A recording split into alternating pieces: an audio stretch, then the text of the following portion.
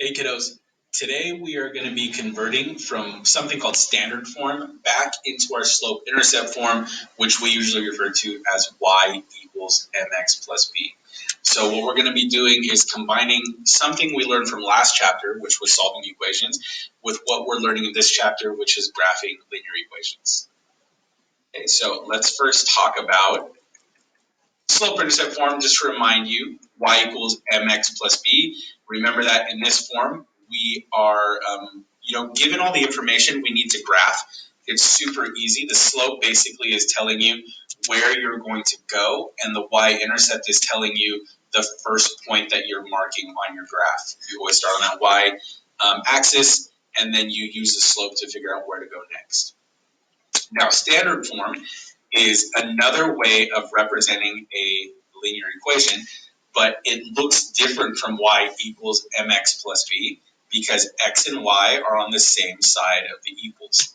Okay, so for example, 3x plus 5y equals 10 is an example of standard form. Okay, now what we're going to do today is we're going to convert that standard form back into slope-intercept form, back into y equals mx plus b, so that we can graph it much easier than looking at it in standard form. Okay. Now, every single problem today is going to have the same two-step process. It's going to get a little repetitive, but that's a good thing. We're building in that muscle memory of procedure. And so the first thing we're going to do to convert back into slope-intercept form is we're going to move all of our x values to the right side by either adding or subtracting. That's again where that working backwards comes at. And then the second thing we're going to do is we're going to divide both sides by the number in front of y. Okay, and that's going to give us our slope, and that will change the number for the y-intercept. So we're going to follow those two things for each problem, moving our x values to one side and then dividing by the number in front of y, and that will give us y equals mx plus b. Okay, let's jump into some examples. So example 1, 3x plus 2y equals 14. We want to move our x values over here to the other side. So what we're going to do is we're going to subtract 3x. Remember, we're doing the opposite of what's there. We're working backwards. So if I do it on one side, I'm going to do the same thing on the other side. Now, this is a little bit different from when we were solving equations because on the left side, the 3x goes away and I bring down my 2y. But on the right side, 14 and negative 3x are not like terms. I cannot just combine those together. So this would not be 11x. That'd be a big no-no. So what I'm going to do is I'm going to write my x terms first, negative 3x. And the positive 14 is just going to go after that. Now, it's already starting to resemble y equals mx plus b a little bit more. The only thing I have to get rid of is this 2 in front of the y.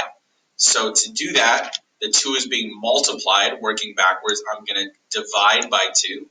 If I divide one thing by 2, I have to divide every single term by 2. So I'm going to divide by 2 here and divide by 2 here. Okay. The 2 in front of the y is going to go away. It cancels out. So y equals negative 3 half x is going to stay, and that is going to be our slope. And then 14 is divisible by 2, so that's going to turn into plus 7. Now, in terms of graphing, let's take some notes. We're going to give ourselves a little, GPS directions here. So because the slope is negative 3 over positive 2, I'm going to go down 3 units, and I'm going to go right 2 units. Remember, that's your rise over run. Down 3 units, right 2 units. And the 7 means I'm going to start at 7 on the y-axis. And remember, your y-axis is the one that goes up and down. So let's graph.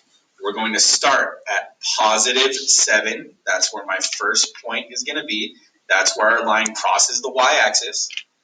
And now I'm going to follow the slope. So I'm going to go down 3, 1, 2, 3, and right 2.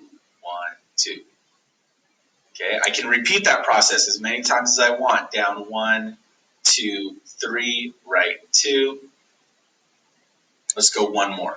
Down 1, 2, 3, right 2. Okay. Now, you don't have to include the little staircase like I do. I just like for you to see that I'm actually counting the units following the slope so that you can see how I'm getting the different points that are on this line. Now, I'm going to connect those points, and I like for my line to extend all the way across the graph. So I'm going to follow the trend. Okay. Try to do a little better than me and hit all the points. Okay, but, we're working here, so that works for me. Okay. Example number 1. Let's go to another example. So we are going to follow the same procedures for this one. Again, we're going to convert this into y equals mx plus b, and then we're going to graph.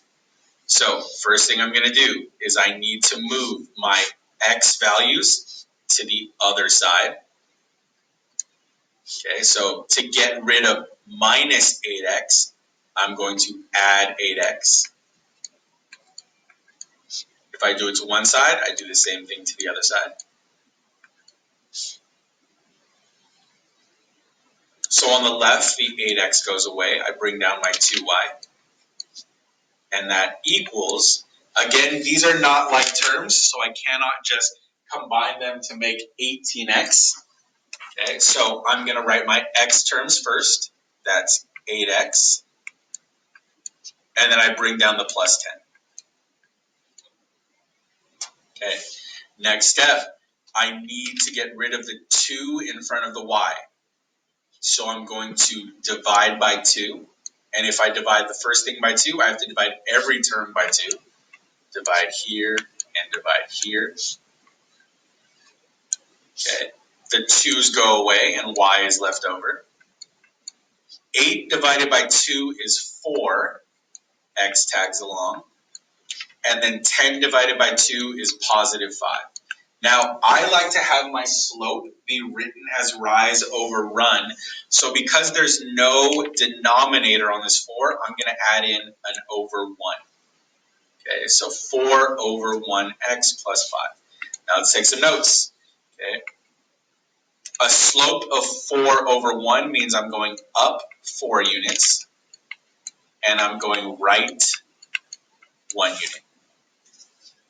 Okay. A y-intercept of 5 means I start at 5 on the y-axis. Okay. Now with those pieces of information, I can easily graph. So I'm going to start at positive 5 on the y-axis. That's the first point on my graph. And now I'm going to use the slope to get to the next point. So I'm going up 4, 1, 2, 3, 4, and then I'm going to go right 1. Okay. Now I can repeat that process again. I'm going to go off the graph, but that's completely okay. Just because the numbers stop doesn't mean the graph stops. It just means that we didn't list enough numbers. So I can go up and estimate 1, 2, 3, 4, and then go right 1. So again, you can go off the graph. That's completely okay. And now we are going to connect those. Again, making our graph extend all the way across, estimating where those points are going to end up. There you go. Okay, we have one more example. Again, following the same list of procedures. We are going to move our x's to one side and then divide by the number in front of y. So on this problem, again, I need to move my x's over to the other side. So I want the 5x to move over here. So I'm going to do the opposite and subtract 5x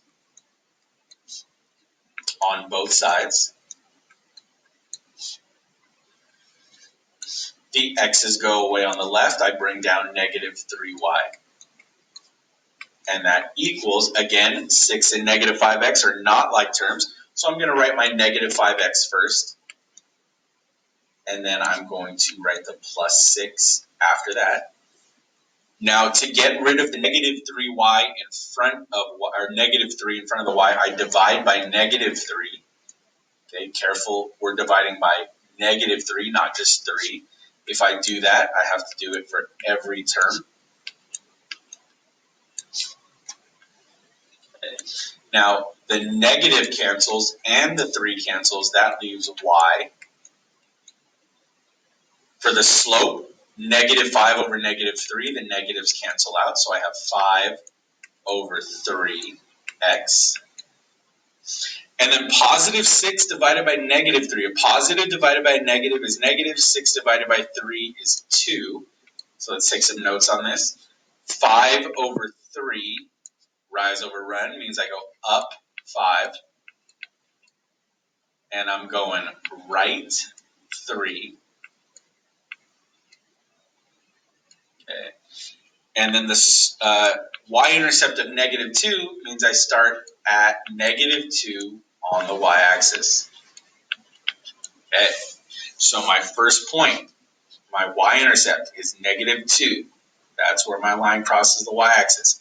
Now, according to my slope, I go up 5. Okay. Up 1, 2, 3, 4, 5, and right 3. Let me count that again. 1, 2, 3, 4, 5, and then right 1, 2, 3. Okay. Let's do it again. I'm going to go up 1, 2, 3, 4, 5, and right 1, 2, 3. Okay, now those points I'm going to connect with a line. Oh, come on, line, where are you at? There we go.